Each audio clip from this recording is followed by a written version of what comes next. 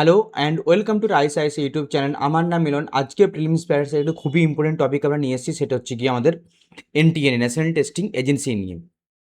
তো দেখো, আজকের যদি আমরা হেডিং দেখি নিউজ পেপারের, expert say NTA needs to be structurally reformed. আচ্ছা, এই টপিকটা যাওয়ার আগে তোমাদের একটা কথা জানিয়ে রেখে, আমাদের যে পিওয়াইকিউ রেলিভেন্স কি, এই টপিকটা যে আমরা পড়বো আজ, তার পিওয়াইকিউ রেলিভেন্স কি। যদি আমরা দেখি, এই কোশ্চেনটি ডাইরেক্ট আমাদের এসেছিল 2018 সালে ইউপিএসসি প্রিলিমস অফিসিয়াল কোশ্চেন এটা। দেখুন, দেখতে পাচ্ছ এখন থিম কি না, right to education R T act. Right to education অ্যাক্টের উপর কোয়েশ্চেন, মানে থিম হচ্ছে এখানে কি না, এডুকেশন, এডুকেশন সিস্টেমের উপর। এটা তো আমাদের মডার্ন এডুকেশন। তাছাড়াও যদি আমরা মডার্ন হিস্ট্রি দেখি, আমরা মডার্ন হিস্ট্রি, সেখান থেকে কিন্তু আমরা দেখি যে মডার্ন হিস্ট্রি যে এডুকেশন যে রিফর্ম, ওই টাইমে ব্রিটিশ টাইমে হয়েছিল। ব্রিটিশ টাইমে যেমন উডস ডেসপ্যাচ,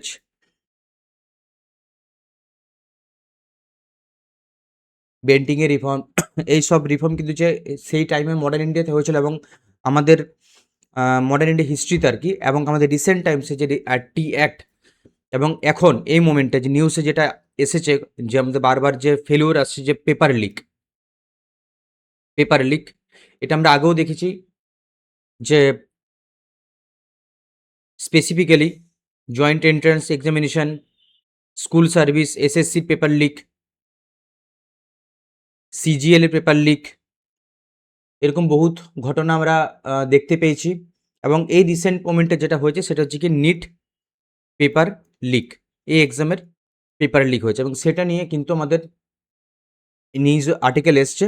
এবং এখানে লেখা আছে, দেখো, experts say NTA needs to be structurally reformed. তো আমরা এখান থেকে আমরা কিছু কিছু বেসিক ইনফরমেশন জেনে নেবো, যেগুলো আমাদের ইউপিএসসি প্রিলিমস পয়েন্ট অফ ভিউতে কিন্তু ইম্পর্টেন্ট। তো চলো, কনটেক্সট তো আমরা জানলাম যে নিউজে কেন এসছে। এরপর আমরা জানবো যে এনটিএ কি, ন্যাশনাল টেস্টিং যে এজেন্সি, আমরা এটা নিয়ে জানবো। প্লাস আমাদের এইখানে যে লুফোলস, লুফোলস কি কি আছে আমাদের সিস্টেমে, রিফর্মস মেজার্স কি কি নেওয়া উচিত। প্লাস একটা অ্যাক্ট আছে, public examinations prevention of unfair means act 2024, এই অ্যাক্টটি সম্বন্ধে আমরা কিন্তু জানবো। কারণ আমাদের প্যাটার্ন যেটা ইউপিএসসি যেটা প্রিভিয়াসের কোশ্চেন যেটা আছে, সেখানে কিন্তু কোশ্চেন জিজ্ঞেস করা আছে গভর্নেন্স রিলেটেড, গভর্নেন্স রিলেটেড। তো আমরা সেই গভর্নেন্সকে মাথায় রেখেই কিন্তু আমরা এখানে এই অ্যাক্ট আমরা জেনে নেবো, এখানে যে অ্যাক্টের মধ্যে কী কী স্পেশাল প্রভিশনস আছে, এবং যেগুলো আমাদের UPSC prelims point of view থেকে ইম্পর্টেন্ট হতে পারে। তো চলো শুরু করা যাক। স্ট্রাকচারাল রিফর্মস কী কী দরকার, মানে লুফোলসগুলো দেখে নিই। না, ফিজিক্যাল লজিস্টিক্স, না manual printing distribution, physical storage of question paper over 24 lakh candidates, create multiple points of vulnerability. Obviously যখন একটা কোথাও প্রিন্টিং হচ্ছে, এত বড় একটা প্রিন্টিং প্রেস আমাদের হয়তো কোনো একটা পয়েন্ট অফ ভিউ থেকে হয় না, সেখানে তো মাল্টিপল পয়েন্ট থাকে যেখানে প্রিন্টিং হচ্ছে, সেখান থেকে কোনো একজন থাকে যে থাকতেই পারে, একটা পসিবিলিটি থেকে যায় যে যেখান থেকে পেপার লিক হওয়ার একটা সম্ভাবনা থাকে। সাইবার সিকিউরিটি এবং কমিউনিকেশন ইস্যু থাকে। Paper and pen mode, paper and pen mode মানে আমরা অফলাইনে এক্সাম দিই, এটা যদি হয়ে যায় অনলাইন, এটা যদি হয়ে যায় অনলাইন বা যেটা বলে সিবিটি, কম্পিউটার বেসড টেস্ট, সেখানে কিন্তু এনক্রিপ্ট করার কিন্তু সম্ভাবনা খুব কম হয়। প্রপোজড রিফর্মস কী কী হয়েছে না, transition to digital hybrid models, digital মডেলে আনতে নিয়ে আসতে বলছে। ডিসেন্ট্রালাইজড করতে বলছে। লিগ্যাল ডেটারেন্স, না public examinations prevention of unfair means act 2024 এর মধ্যে যে পানিশমেন্ট আছে সেগুলোকে স্ট্রিনজেন্ট করার জন্য দাবি ওঠানো হয়েছে। তো এরপরে আমরা জেনে নেবো যে public examinations prevention of means and act, এটার মধ্যে কী কী আছে না, under section 2 public examination is defined as any examination conducted by a public examination authority. Public examination authority মানে হচ্ছে গিয়ে গভর্নমেন্ট বডিজ। যেমন এক্সাম্পল কী কী আছে, যেমন হচ্ছে ইউপিএসসি, এনটিএ, আইআইএম,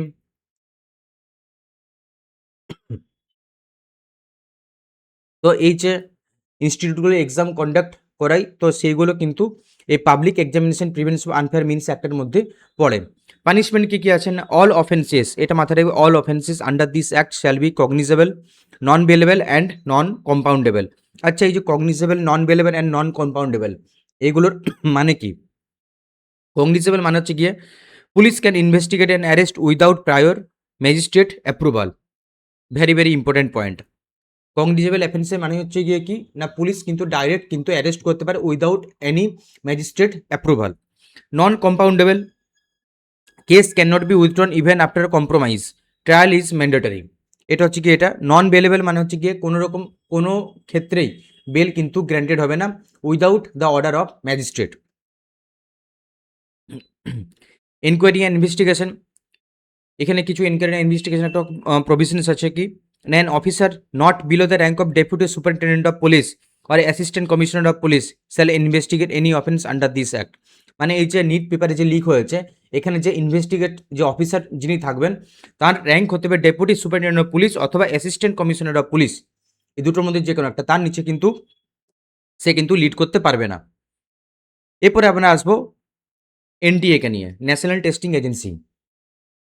এটা কবে ফর্ম হয়েছিল? এটা ফর্ম হয়েছিল 2017 সালে as an autonomous and self sustained premier testing organisation. Registration কী আছে না, it is registered as a society under the societies registration act 1860, very very important. Mandate কী আছে না, its primary goal to conduct efficient, transparent and international standard test to assess the competency of candidates for admission to premier higher education institution. It took over exam responsibility like NEET, JEE from the CBSE in 2019. তো এটা জানলাম আমরা NTA. এনটিএর আমরা কী কী জানলাম, এটা হচ্ছে একটা autonomous body যা আমাদের এক্সাম কন্ডাক্ট করায় এবং আমাদের সোসাইটিজ রেজিস্ট্রেশন অ্যাক্ট 1860 মধ্যে রেজিস্টার্ড আছে। গভর্নেন্স স্ট্রাকচার দেখে নেবো আমরা। NTA is govern by the multi layer body to ensure professional management. Chairman কে আছে না, eminent education appointed by ministry of education. তাহলে চেয়ারম্যানকে অ্যাপয়েন্ট কে করে না, মিনিস্ট্রি অফ এডুকেশন। গভর্নিং বডির মধ্যে কি আছে, comprises CEO, director general and representative from various premier institution, যেমন কি কি আইআইটি আছে, আইএম আছে, ইউজিসি আছে, এআইসিটি আছে, ministry of health and family welfare আছে। তো এইগুলো আজকে আমাদের কন্টেন্ট। এখান থেকে আমরা কি কি জানলাম, এইখান থেকে আমরা জানলাম যে এনটিএর প্রভিশনস আমরা জানলাম, এখানে আমরা জানলাম public examination prevention unfair means অ্যাক্টের প্রভিশনস কী কী আছে, পানিশমেন্ট কী কী আছে। সেখান থেকে আমরা জানলাম যে কগনিজেবল অফেন্স কী, নন কম্পাউন্ডেবল অফেন্স কী, নন বেলেবল অফেন্স কী।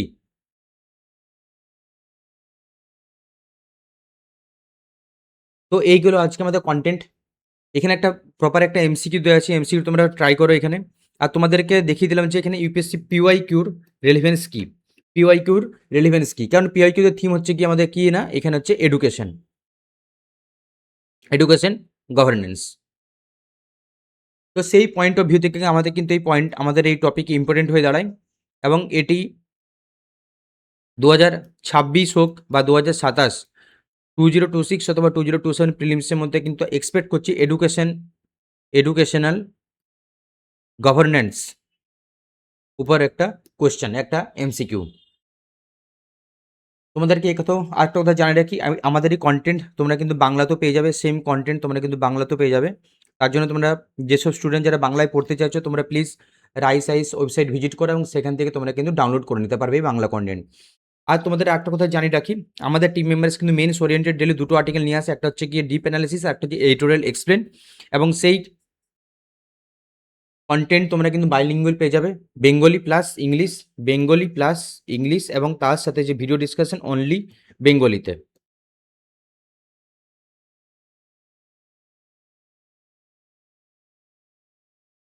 তো এই গেল আজকে আমাদের প্রথম টপিক।